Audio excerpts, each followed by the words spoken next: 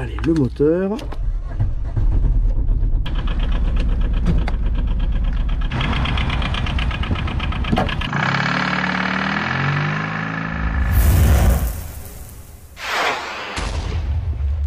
Salut à toutes et à tous, c'est le Hard Corner. En fait, non.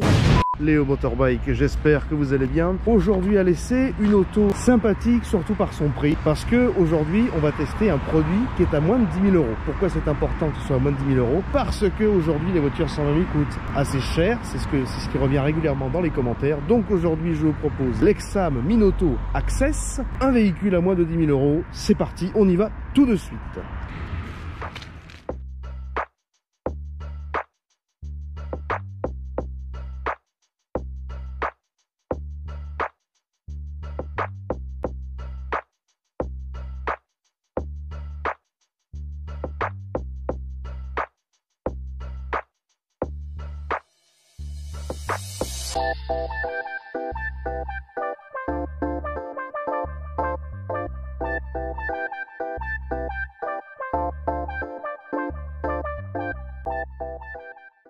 Allez, c'est parti, on se retrouve sur la face avant de la voiture. Une face avant qui est beaucoup plus simple que d'habitude. C'est vrai qu'aujourd'hui le design est assez taillé à la serpe, assez agressif, hein, n'est-ce pas? Mais sur cette Minoto, on retrouve un design qui est beaucoup plus simple, un design streamline, dirons-nous. Je plaisante bien entendu, c'est plus l'époque d'une streamline, on est un peu 100 ans après, mais c'est pas grave. Alors au niveau de cette face avant, la face avant est plutôt sympathique. Alors c'est marrant parce que sur cet angle là, je trouve qu'on a exactement la même tête que la Fiat 500. C'est peut-être une esthétique attendue, du coup une esthétique qui a été volontaire, mais en tout cas on a une calandre qui est plutôt simple. On a simplement ici la petite calandre pour le radiateur, les deux bouches d'aération des freins, alors c'est des bouches factices bien sûr. Ici une petite moustache. Cuir moustache. À la limite, ça aurait été marrant de mettre petit insert chromé ici sur les versions haut de gamme, bien entendu. Les feux traditionnels, on va dire, avec... Est-ce qu'on a la petite inscription Exam dedans? Non, je ne la vois pas, on l'a pas, mais c'est un entrée de gamme, c'est normal. Le capot. Le mono essuie-glace toujours de chez Exam comme d'habitude. Bref, je trouve qu'on a quelque chose de simple, c'est vrai, mais efficace. Il n'y a rien qui jure. Bref, une esthétique qui a malgré tout été plutôt travaillée. Une esthétique simple mais travaillée. Simple mais efficace, je pense que c'est le mot qui caractérise le mieux cette auto. Nous avons des petites jantes de 13 pouces avec des enjoliveurs.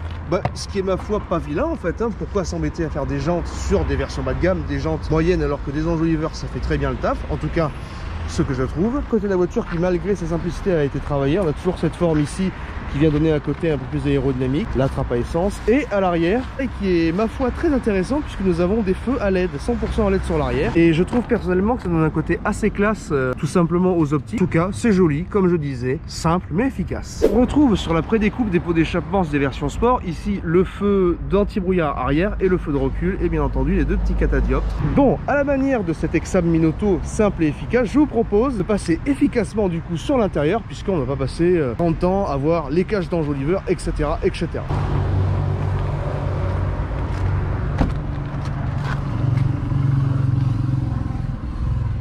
Une fois n'est pas coutume, je vous proposerai de passer sur la portière. Pourquoi? Parce que c'est un élément qui nous vient des Exam haut de gamme. Alors c'est vrai qu'on n'a pas les parements ici qui sont matelassés, mais pourquoi pas. Je vous rappelle que c'est un véhicule à 9 900 € si je ne dis pas de bêtises. On a exactement la même chose que d'habitude. Ceci dit, on n'a pas les éléments de décoration ici. On pourrait avoir pour la carrosserie sur les versions haut de gamme. On a quand même directement la poignée de porte à la Ferrari, bien entendu. Le haut-parleur qu'on testera tout à l'heure. Et ici, deux bacs de rangement. On peut placer par exemple une bombe anti-crevaison comme ici. Allez, on s'assoit. Voilà. Bien sur l'intérieur, comme je vous le disais tout à l'heure, on retrouve de la simplicité comme d'habitude, mais de l'efficacité. On a une planche de bord qui est plutôt jolie. C'est la planche de bord des Exam Vision, donc les Exam qui ont commencé à être vendus à partir de 2015. Cette planche de bord a été proposée en 2015 et c'est le fer de lance en fait de la Minoto pour proposer une auto pas chère. C'est de proposer une pièce qui était au catalogue avant, comme cet ancien intérieur, mais qui ma foi fait plutôt bien le travail. On a un poste de DIN, un poste indine, excusez-moi. La ventilation qui n'a pas changé avec des boutons toujours très agréables à la manipulation que je vais vous montrer de suite. Les vitres électriques. Voilà, donc on a surtout quelque chose de très important, on a de l'ergonomie. Donc malgré que la voiture soit À l'entrée de gamme, mais on a quelque chose de plutôt sympathique. Le volant, on se prend bien en main, les pédales, etc. Donc voilà. L'élément le plus sympa, alors excusez-moi pour la réverbération du soleil qui est un petit peu chiante, voilà, je vais essayer de l'atténuer comme ça. Le compteur qui est plutôt sympa. Comme je vous le disais, minimaliste, hein, vous l'aurez compris, la règle du jeu sur cette Exam Minoto Access, mais qui est plutôt intéressante. On a un beau compteur qui va de 0 à 80 km/h. Comme je vous le disais, sobre mais efficace et plutôt joli. Je préfère limite ce compteur-là à celui des GTI. L'ordinateur de bord qui vous affichera le kilométrage partiel et tout simplement le rapport dans lequel vous êtes engagé, ici en l'occurrence reverse, neutre et drive. Et on passe sur le coffre. Alors comme à l'ancienne, hein, on a la tirette qui se trouve juste ici, je vais essayer de vous la montrer correctement, voilà. Donc comme le capot, on va fermer la portière.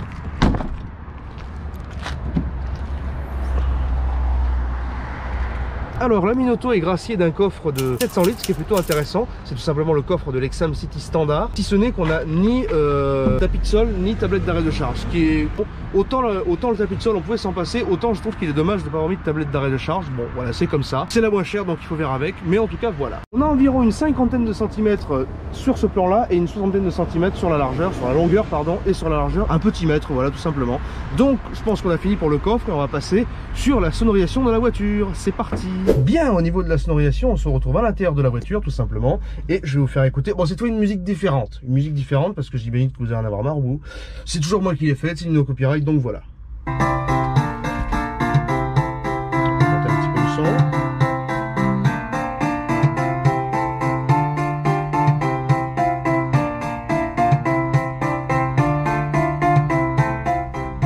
Voilà, c'est ce que je faisais en 2020, voilà, pour vous dire. Alors, cette petite sonorisation, bon, comme d'habitude, on n'a pas beaucoup de basses, mais les médiums et les aigus sont plutôt bien retranscrits. C'est vrai qu'au niveau des basses, alors le GoPro, lui, amplifie un petit peu les basses dans la mesure où il capte surtout les basses et pas beaucoup les aigus et les médiums, mais il faudra me croire sur parole.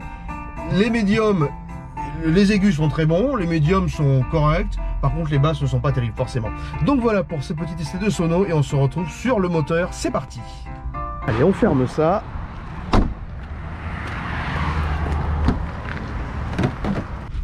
Allez, le moteur.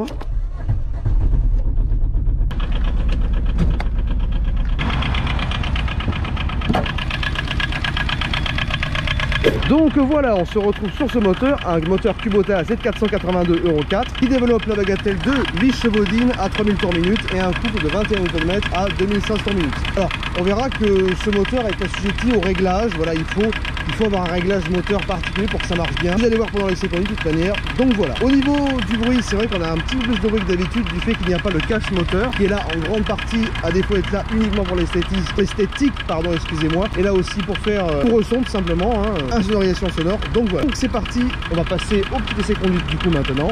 C'est parti, on ferme le capot. Bien, c'est parti, on se retrouve pour ce petit essai de l'Exam Minoto. On va d'abord mettre le contact parce que pour démarrer c'est toujours mieux forcément.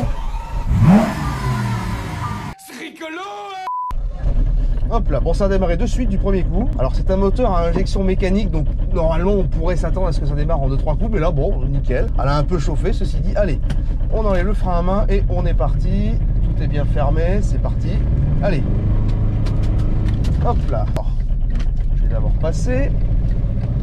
Peut-être que je recule un petit peu le siège, voilà, c'est mieux. Alors là, bon, c'est assez particulier puisque la voiture n'avance pas comme d'habitude. Alors je ne sais pas pourquoi c'est là. Et au fur et à mesure, ça reprend. Ça me rappelle très fortement ça me rappelle très fortement une auto que j'avais eue il y a un certain temps, hein, à l'été 2021. J'avais loué une Exam, c'était exactement pareil. Mais je sais pas, elle a pas le répondant d'habitude. Bon, elle est toute neuve, donc il y a encore les réglages à faire. Par contre, on n'a pas de caméra de recul, mais 10 000 €, je vous le rappelle. Bon, ceci dit, le rayon de braquage, par contre, est pas trop mal. On va remettre pied dedans. Alors, c'est bizarre. Le moteur, on entend qu'il reprend de suite, mais on n'a pas la vivacité habituelle. C'est assez étrange. Et je comprends pas pourquoi Exam n'a pas un standard, tout simplement, de, comment dirais-je, pour faire ses moteurs, parce que d'autant plus qu'à partir de 30 km/h, en tout cas, la poussée reste exactement la même, donc ça se met vraiment à accélérer correctement. Je pense qu'il y a un petit réglage à faire. Hop, on va faire le demi-tour là. Allez, on est reparti pour une petite accel. Une fois que ça a un petit peu chauffé, ça se met à accélérer un petit peu mieux. Hop. Allez, on y va. De 0 à 20, bah, c'est plutôt lent. À partir de 30 km/h, ça accélère exactement de la même manière. Et là, c'est plutôt rapide. C'est bizarre, donc on manque plutôt de nervosité. Malgré ça, le moteur fait preuve fait preuve plutôt de réactivité. Hop. Et on va faire un dernier petit demi-tour pour la conclusion. Hop. C'est bon, c'est parti. Par contre, bon point pour le rayon de braquage. Hop. Ouais, ça passe nickel. Ah non, par contre, non, l'accélération, là, je sais pas ce qui se passe, mais là, il y a un truc. C'est... Alors, oui, vas-y, ne te gêne pas. Il n'y a pas de problème, mais on sent que c'est pas forcément bien réglé. Ah, là, je suis à fond. Et je n'ai pas l'accélération que j'avais sur la... comment dirais-je? Sur l'Exam GTI bleu qu'on a testé il n'y a pas si longtemps que ça. Alors déjà, la voiture part très bien, le moteur s'excite. Franchement, c'est clairement pas ridicule, hein. Allez, on va se garer et faire la petite conclusion.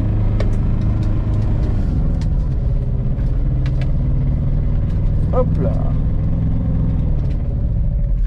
Bon, on se retrouve pour la petite conclusion de ce véhicule, mais on va passer de suite sur le défaut du véhicule. Le défaut que je trouve est vraiment embêtant, c'est son accélération. Voilà, je trouve que j'ai été un petit peu gentil durant mon essai, mais je trouve qu'on a vraiment une accélération qui n'est pas à la hauteur d'une Exam, tout simplement. Alors c'est vrai que le moteur Kubota n'est pas connu pour être le moteur le plus rapide du monde, encore que quand il est bien réglé, il se montre vraiment très rapide. Là, on avait une voiture qui était plutôt lente. Je pense qu'on avait de la réactivité, parce que oui, dès qu'on appuyait sur la pédale, on sentait que ça repartait, mais grâce aux jantes de 13 pouces, effectivement. Mais voilà, je retrouve pas cette vivacité que j'avais même dans des véhicules Exam, hein, tout simplement. Sinon, on a un véhicule qui est plutôt homogène. On a un véhicule qui, malgré tout, bon, je sais que son esthétique sera controversée, mais moi, je trouve, bon, pas hideux, hein, plutôt joli, plutôt mignon, comme on dirait. Et puis voilà, pareil, un bon coffre, etc. Donc voilà, bon. Eh bien, moi, j'espère que la vidéo vous aura plu. Et moi, je vous dis à la prochaine. Et ciao, salut tout le monde.